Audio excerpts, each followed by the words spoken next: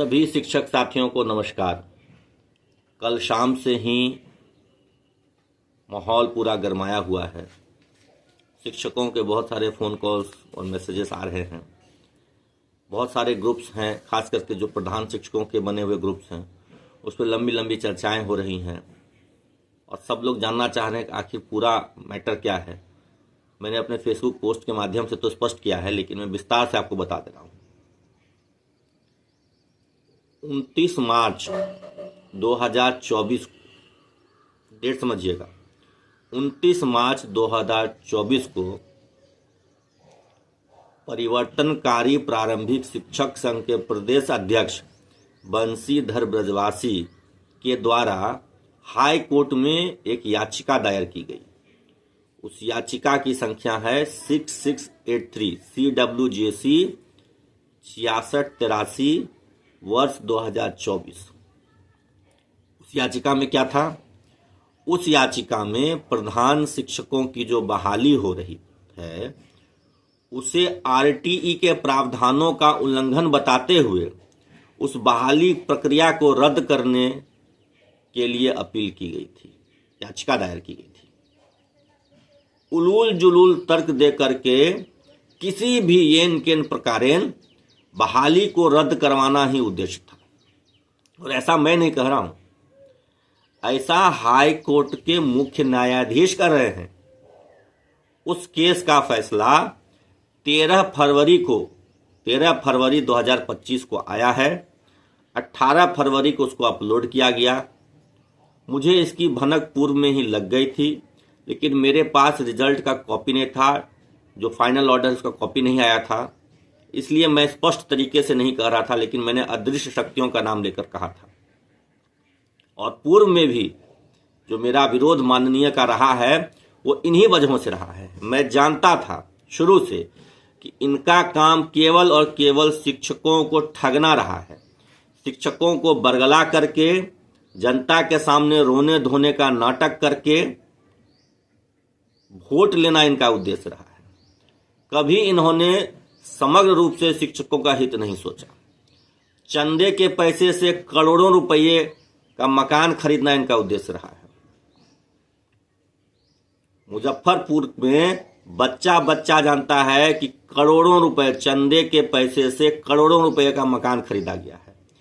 एक भी मुजफ्फरपुर के शिक्षक साथी हों तो उनसे पूछ लीजिए कि कोर्ट कचहरी और संगठन के नाम पे जो पैसा इन्होंने वसूला है, उस पैसे से इन्होंने क्या मुजफ्फरपुर में 2-2.5 करोड़ का मकान खरीदा है कि नहीं खरीदा है। मैंने बोला था तो मुझे इसके लिए बहुत आलोचना झेलनी पड़ी थी। बहुत सारे लोगों ने बहुत कुछ कहा था, लेकिन अब सच्चाई आप सबके सामने आ रही है। यह व्यक्ति केवल शिक्षकों से केस के नाम पे, संगठन के नाम पे चंदा लेकर के शिक्षकों का अहित करता है। आप उसे चंदा देते हैं अपना ही अहित करवाने के लिए। इसी व्यक्ति ने 2015 में भी अनट्रेंड के नाम पर TET शिक्षकों को ग्रेड पे से वंचित करवाया था। यही व्यक्ति है वो जिसने इंडेक्स 3 की बाध्यता लगवाई थी। यही वो व्यक्ति है जो विरमण तिथि से ग्रेड पे के मामले में जाकर के केवल ODL वालों को लाभ दिलवाया था, रेगुलर वालों को मना करवा दिया था। इसका बड़ा नेक्सस है। पैसों का यह खेल खेलता है, पैसों के दम पर यह बहुत गलत सलत काम करवाता है। और अब तो सबके सामने है कि कैसे इसने हाईकोर्ट में याचिका दायर करके जो प्रधान शिक्षक की बहाली आज हुई है, परीक्षा पास करके सब लोग पोस्टिंग इंतजार में बैठे हैं, उसको रद्द करवाने के लिए यह 13 फरवरी तक, ऐसा नहीं है कि मार्च में केस कर दिया उसके बाद भूल गया। ये MLC बनने के बाद भी इस शख्स ने अपना मूल एजेंडा नहीं छोड़ा। प्रधान शिक्षक की बहाली रद्द करवाने के लिए 13 फरवरी 2025 तक यह केस लड़ता रहा। और 13 फरवरी 2025 को जब यह केस हार गया है और यह बात जब सबके सामने आ गई है तो सफाई दे रहा है कि मैंने तो प्रमोशन के लिए केस किया था। कौन से प्रमोशन के लिए केस किया था आपने भाई? जब पूरी आपने कहा RTE का उल्लंघन होता है, प्रधान शिक्षक की बहाली से कौन से RTE का उल्लंघन हो रहा है? कोर्ट ने क्या कहा है आपके याचिका में कि ऐसा प्रतीत होता है कि परीक्षा देने के डर से याचिका दायर कर दी गई है। तो याचिकाकर्ता संगठन है या जो याचिकाकर्ता स्वयं है वो परीक्षा देने से डरते हैं, इसलिए केस दायर कर दिया गया। ऐसी बेइज्जती आपने कराई जाकर के हाईकोर्ट में नियोजित शिक्षकों की। क्या मुंह दिखाएंगे आप नियोजित शिक्षकों को? और अब जो विशिष्ट और प्रधान शिक्षक बन गए हैं उनको कि परीक्षा देने के डर से आपने कोर्ट में केस किया था, यही फजीहत कराने आप कोर्ट गए थे। शिक्षकों के चंदे से उलूल जुलूल हरकत करना बंद कीजिए। आप माननीय एमएलसी बन गए हैं तो थोड़ी अपनी गरिमा का लिहाज रखिए। समाज के सभी वर्गों ने, शिक्षकों के सभी वर्गों ने वोट आपको दिया। हाँ, कुछ ने नहीं दिया होगा, जरूरी थोड़ी ना कि 100% आप ही को अच्छा माने। जो आपकी सच्चाई को, जो आपकी हकीकत को पहले से जानते थे, उन्होंने आपको वोट नहीं दिया, क्योंकि वो आपकी हकीकत, आपकी सच्चाई पहले से जानते थे। तो जो वोट नहीं देंगे उनको आप जातिवादी कहते हैं। जात के आधार पर उन्होंने दूसरों को वोट दिया था क्या? और आपको जो वोट दें वो सत्यवादी, जो दूसरों को वोट दें वो जातिवादी। और आप क्या करते हैं? आपने ये जो हाईकोर्ट में याचिका 13 फरवरी 2025 तक लड़ा है, जिसमें आप कह रहे हैं कि प्रधान शिक्षक की बहाली को रद्द करवा दीजिए, रद्द कर दीजिए, ये क्या था? ये कौन सा न्यायवादिता था? ये कौन सी सत्यवादिता थी? परीक्षा के माध्यम से अगर हो रही है प्रधान शिक्षक की बहाली, इसमें कौन से आरटी के प्रावधान को उल्लंघन हो रहा था? तो हाईकोर्ट के मुख्य न्यायाधीश ने कहा है, पढ़िए उस जजमेंट को सब लोग, CWJC 6683/2024।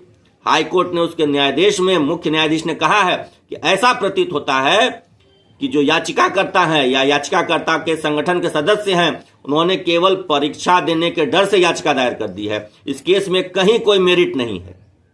ऐसी सख्त टिप्पणी की है कोर्ट ने। उसके बावजूद आपको शर्म नहीं आ रही है? आप फेसबुक पे कह रहे हैं कि मेरे बारे में भ्रम फैलाया जा रहा है, झूठा प्रचार किया जा रहा है। क्या केस झूठा है? ये हाईकोर्ट के मुख्य न्यायाधीश झूठे हैं।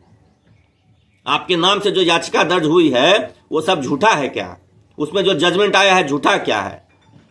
मुख्य न्यायाधीश ने जो न्यायादेश पारित किया वो झूठा है क्या? सब झूठा है। आप ही एक दुनिया में सच्चे हैं क्या? जो शिक्षकों के हितों का गला घोटने का प्रयास आपने किया है, मैं शुरू से जानता था। 2015 से मैं आपको देखता हूं, आप इसी तरीके से शिक्षकों का गला घोटने का प्रयास करते थे। उनके हित अधिकार की जब बात आती है तो कभी बैकडोर से तो कभी सामने सामने आकर के आप शिक्षकों का हित करने में लगे रहते हैं। मुझे यह भी पता है कि आप सचिवालय में जाकर के पदाधिकारियों पर दबाव बना रहे हैं कि प्रधान शिक्षकों को ऐच्छिक पोस्टिंग नहीं मिले। इसकी भी मुझे पूरी जानकारी है। किन किन अधिकारियों के पास आप जाकर के बैठते हैं और क्या क्या उन पर दबाव बनाते हैं, ये सारी जानकारी है। आपको कुछ ही दिन पहले सचिवालय से भगाया गया है ना जी। क्यों भगाया गया? बाहर निकल के बोले कि हम भ्रष्टाचार के खिलाफ आवाज उठाने के अंदर गए थे। हमें सब पता है कि सचिवालय से आपको क्यों भगाया गया था, क्यों आपको बेइज्जत करके डायरेक्टर के कमरे से भगाया गया था। सारी जानकारी है हमें। अब भ्रष्टाचार के खिलाफ लड़ने का ढोंग करते हैं, उसकी भी मैं पोल खोलूंगा, वो सच्चाई भी सामने आएगी। आप तो खुद भ्रष्ट हैं। जिसने शिक्षकों के पैसे से करोड़ों रुपए का महल खरीदा हो, शीश महल खरीदा हो, वो व्यक्ति सच्चा है, ईमानदार है। सारी पोल खुल रही है आपकी और पोल खुलना जारी रहेगा।